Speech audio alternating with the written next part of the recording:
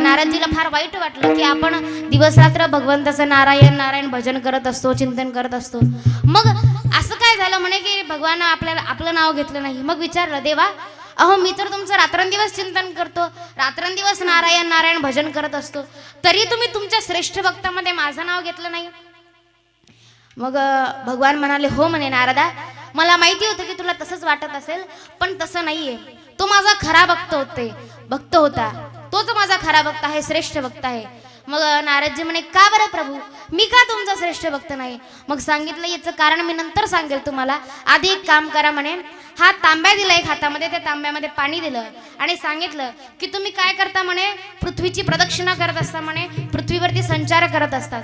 तर ते तांब्यातलं पाणी घ्यायचं म्हणे आणि जसं तुम्ही प्रदक्षिणा मारत असता, संचार करत असतात, तसं पृथ्वीला एक प्रदक्षिणा मारून यायची. मग आणि म्हणाले की लक्ष ठेवायचं म्हणे, या तांब्यातलं एक थेंब सुद्धा पाणी खाली पडता कामा नाही, या तांब्यातलं एक थेंब सुद्धा पाणी खाली पडू देऊ नका.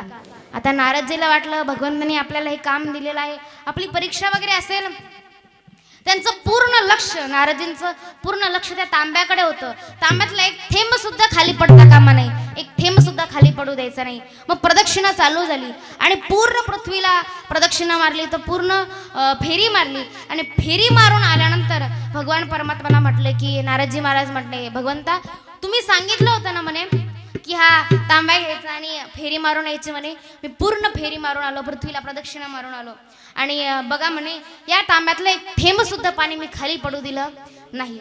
भगवान परमात्मा म्हणाले, नारदजी तुम्ही या तांब्यातलं एक थेंब सुद्धा पाणी खाली पडू दिलं नाही, इथपर्यंत ठीक आहे, पण ही प्रदक्षिणा करत असताना, ही फेरी मारत असताना तुम्ही नारायण नाम किती वेळेस घेतलं?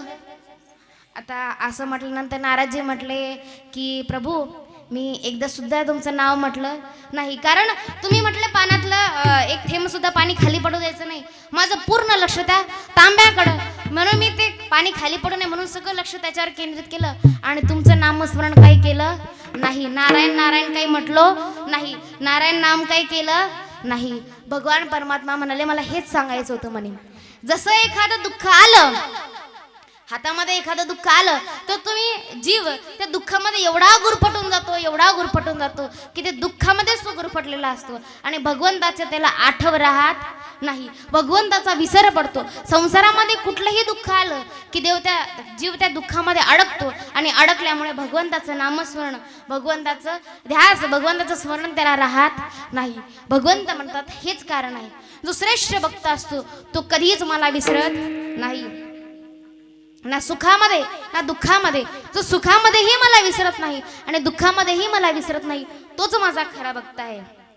म्हणून गोपिका अशा होत्या की त्या सुखामध्ये सुद्धा आणि दुःखामध्ये सुद्धा पूर्ण भगवंताशी एकरूप त्या होत्या, पूर्ण भगवंताशी एकरूप झालेल्या होत्या. त्यांना संसारातील सुखाशी सुद्धा काही घेणं देणं नव्हतं आणि दुःखाची सुद्धा काही घेणं देणं नव्हतं. केवळ आणि केवळ भगवान परमात्मा, तो ईश्वर माझा आहे आणि मी देवाचा आहे, हा ध्यास मनामध्ये होता. खऱ्या भक्ताचं हेच लक्षण असतं. संसारात कितीही दुःख आलं, संसार करत असताना संसारामध्ये कितीही दुःख आलं तरी सुद्धा त्या दुःखामध्ये तो जीव अडकत नाही, तो भक्त अडकत नाही. आणि जे खरे भक्त असतात त्यांचा हाच ध्यास असतो.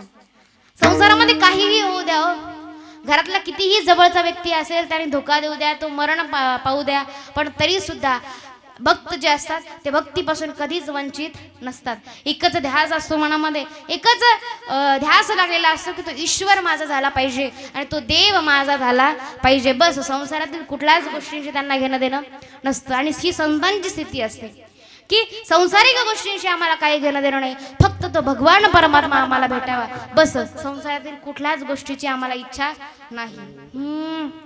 तो मज भावा, तो मज भावा, तो मज भावा, तो मज भावा, तो मज भावा, तो मज भावा, तो मज भावा, तो मज भावा,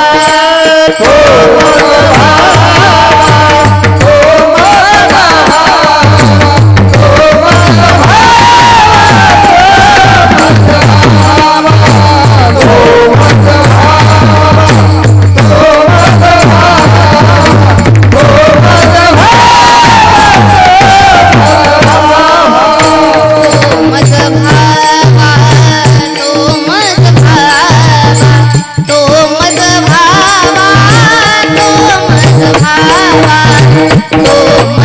भावा तो मज भावा तो मज भावा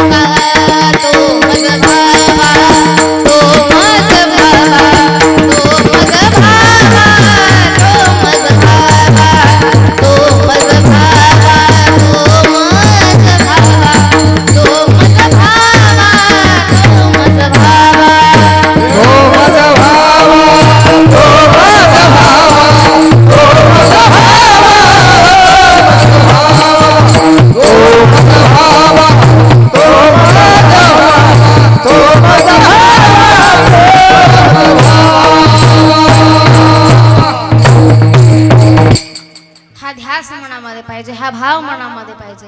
पण माणसाकडे भावच नसतो. भगवंताची भक्ती करायला जातात, मंदिरामध्ये पूजा करायला जातात, पण तरी सुद्धा भाव नसतो. आम्हाला काही ना काही गोष्टी अशा येतात संसारामधल्या की आमचा भाव राहत नाही. पण भाव असा आहे, ज्याच्याकडे भाव असेल भगवंत त्याला भेटत असतो. भावे विना देव नकळे निसंदेह, गुरु विना अनुभव कैसा कळे. भावबळे आकळे एरविना कळे, करतळी आवळे तैसा हरी. परमार्थामध्ये सगळ्यात महत्वाची गोष्ट आहे भाव. जर तुमच्याकडे तसा भाव नसेल तर भगवान परमात्मा तुमचं होऊ शकत नाही. गोपिकांकडे तसा भाव होता. भावे गावे गीता शुद्ध कर्मणे याचित आई देव कज्या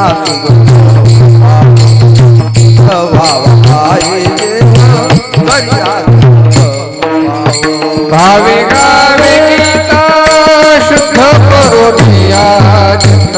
भावे गावे गीता शुद्ध करोनिया चित्त. तुझ भावा हे देव परिहास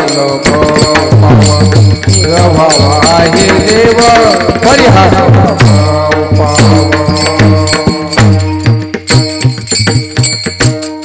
भाव फार महत्वाचा आहे. भजन करत असताना भजनामध्ये सुद्धा भाव असावा. आणि जर भाव नसेल तर ते भजन सुद्धा काही कामाचं नाही. भाव फार महत्वाचा आहे. गोपिकांचा तसा भाव होता म्हणून भगवान परमात्मा त्यांना भेटले. आपला कसा भाव आहे आपण बघायचं, कारण सोपं आहे. भाव तिथं देव, पाप तिथं भेव आणि चिवडा तिथं शेव. सोपं उदाहरण आहे. खाण्याचं बरोबर लक्ष देता आमच्या.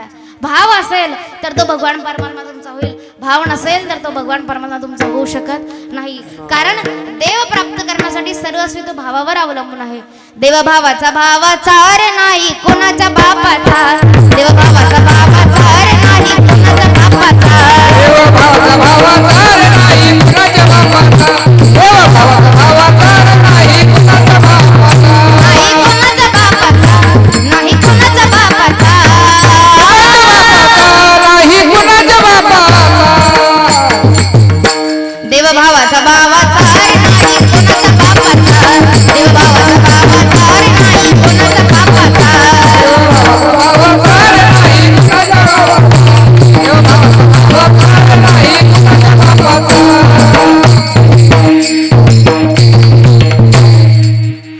गोपिकांकडे तसा भाव होता म्हणून तो भगवान परमात्मा झाला. आमचा भाव असा आहे, सांगू कसा. आमचा दर वाराला दररोज आमचा देव बदलतो. सोमवारी महादेव, मंगळवारी दुसराच देव, बुधवारी तिसराच देव, गुरुवारी चौथाच देव. आमचा वाराला देव बदलतो आणि असा आमचा भाव आहे. आमचा भाव कसा, सोमवार महिना श्रावण महिना लागला रे लागला आमच्या भावाला ऊत येतो.